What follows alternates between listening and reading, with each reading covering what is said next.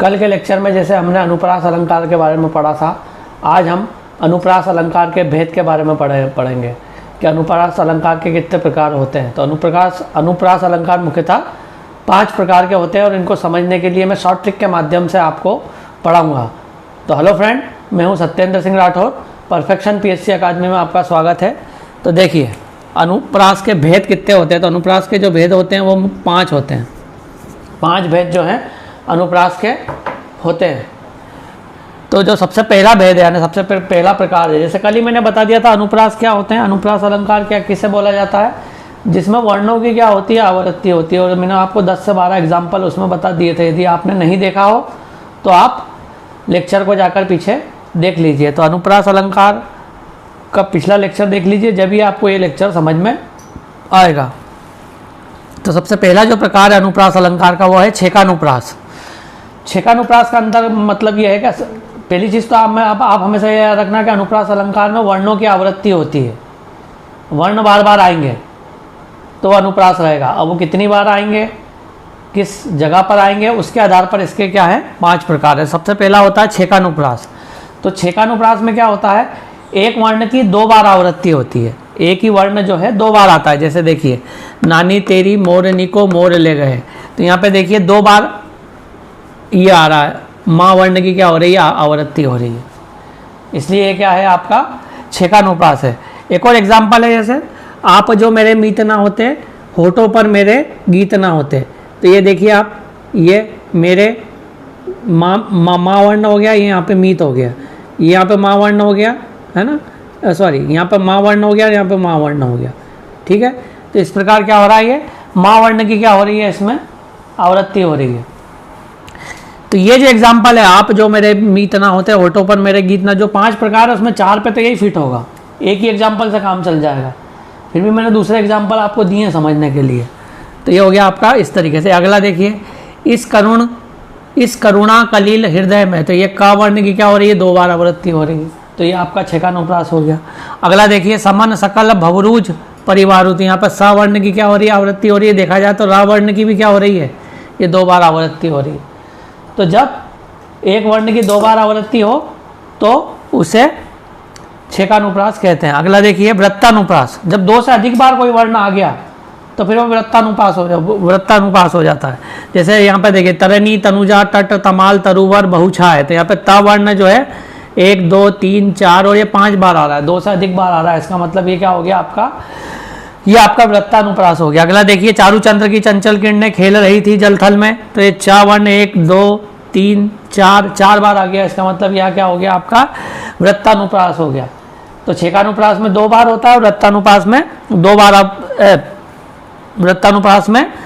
छेकानुप्रास में 2 बार वर्ण की आवृत्ति होती है, वृत्तानुप्रास में 2 से अधिक बार होती है। अगला देखिए अंत्यानुप्रास। अंत्यानुप्रास है नाम से ही पता पड़ रहा है, अंत्य है अंत में, है ना, जो पद दिया हुआ उसका जो अंतिम वाक्य होता है, अंतिम शब्द जो होता है। जैसे ये रघुकुल रीत सदा चली आई, प्राण जाई पर वचन न जाई।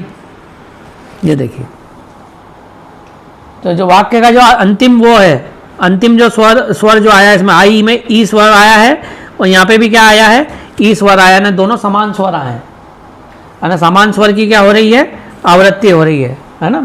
पहली लाइन का अंतिम शब्द और दूसरी लाइन का जो अंतिम शब्द है उसमें समान स्वर यदि आ रहे हैं तो अंत्यानुप्रास कहलाता है। अंत्य यानी अंत में स्वर यदि क्या होंगे, समान यदि आते हैं तो वह अंत्यानुप्रास कहलाता है। ये हो गया, आसान से आपको याद हो गया। फिर अगला जो है आपका श्रुत्यानुप्रास। श्रुत्यानुप्रास थोड़ा सा टफ है, टफ नहीं है ऐसे, यदि आपको व्यंजनों का ज्ञान है। जैसे व्यंजन आपने देखे कचट तप करके व्यंजन होते हैं, क वर्ग च वर्ग ट वर्ग ता वर्ग क च ट त प और ये प वर्ग। इसको बोलते हैं आपका कंठी व्यंजन, कंठ व्यंजन है। ये कंठ से निकलेगा, ये तालु से निकलता है, ये मूर्धन्य है, ये ओष्ठ है, ओष्ठ नहीं है, ये जिह्वा से है और ये आपका ओष्ठ से है। कंठ, तालु, मूर्धन्य, दंत और ओष्ठ, ये 5 प्रकार के ऐसे व्यंजन होते हैं। तो ये कैसा वर्ग चलता है, जैसे क ख ग घ ण, ऐसे ही प फ ब भ प फ ब भ म, प फ ब भ म, और त थ द ध न, ये ऐसे सभी को याद है, वर्णमाला है, कोई बहुत विशेष बड़ी बात नहीं है। तो क्या होगा, ये इसलिए यदि याद है तो आप आसानी से कर सकते हो। जैसे यदि श्रुत्यानुप्रास है तो जो भी छंद होगा या वाक्य होगा उसमें एक ही वर्ग के अक्षरों की क्या होगी, वर्णों की ज़्यादा आवृत्ति होगी। जैसे यही वाला देखें, ये वाला भी एग्जाम्पल इसमें फिट बैठता है।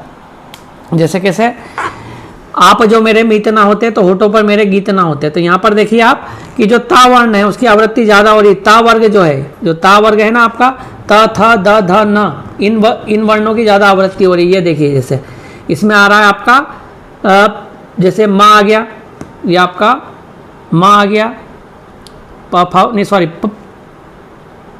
ये प वर्ग की हो रही, सॉरी प वर्ग की क्या हो रही, ज़्यादा आवृत्ति हो रही, ता वर्ग की नहीं हो रही। तो इस तरीके से, ये थोड़ा सा मैंने गलत लिख दिया है। अब जैसे इसमें देखें आप आसानी से समझ लेंगे कि ता जो वर्ग है अपना, है ना, कचट तक में जो ता है, ता वर्ग के शब्दों की ज़्यादा क्या हो रही है, आवृत्ति हो रही है। जैसे यहाँ पर आ रहा है आपका माँ, ये ता आ रहा है ना, इसमें यही आपका क्या आ रहा है, और इसी में आपका क्या आ रहा है, यहाँ पे देखेंगे तो ना भी इसी में आ रहा है, फिर इसमें माँ आ रहा है ना। तो ता थ द ध न, है ना, और दा भी आ रहा है, क्या इसमें दानी आ रहा है।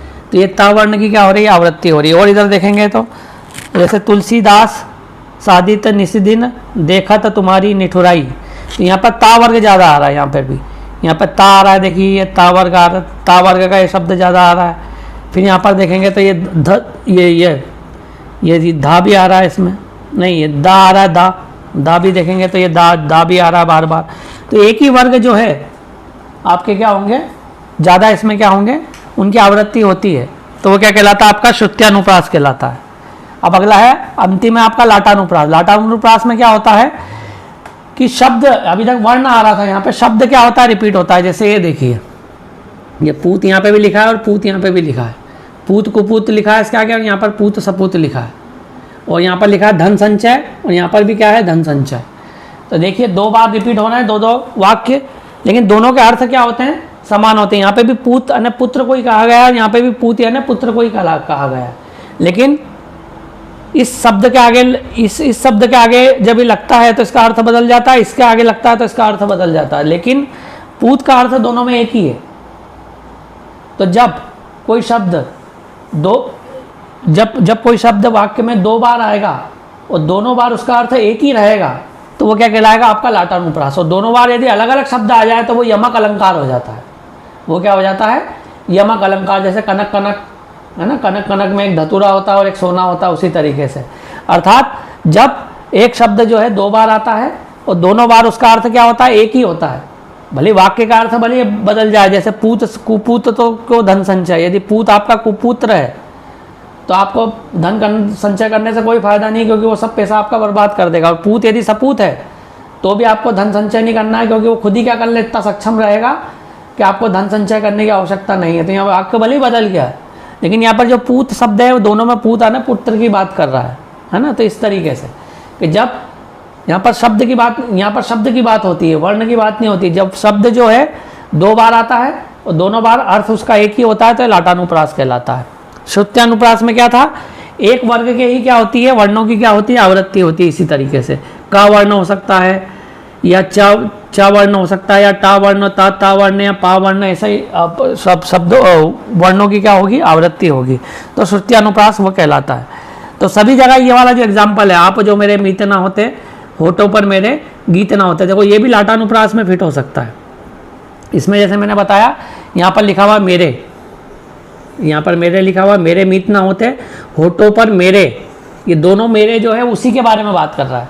आप जो मेरे मीत ना होते हैं, मेरे मित्र ना होते, तो होठों पर मेरे गीत ना होते हैं, दोनों एक ही के बारे में, मेरे के बारे में ही बात कर रहा है। लेकिन अर्थ भले ही कोई दूसरी दो अर्थ निकल रहे हैं उसके वाक्य के, लेकिन यहाँ पर मेरे का अर्थ एक ही है। तो इसी प्रकार ये जो वाक्य है, ये जो वाक्य आप की वर्ड है इस पूरे उसका, आप जो मेरे मीत ना होते, होठों पर मेरे गीत ना होते, सिर्फ वृत्तानुप्रास को छोड़ दो, जहाँ 2 से अधिक बार वर्णों की आवृत्ति होती है, हर जगह ये एग्जाम्पल क्या हो सकता है आपका, फिट हो सकता है। श्रुति अनुप्रास में भी देखेंगे तो ये ता वर्ण, ता वर्ग जो है आपका, ता वर्ग के जो शब्द है, ना है, ता है, ये शब्द इसमें क्या हो रहा है आपके बार बार क्या हो रहा है, रिपीट हो रहे हैं।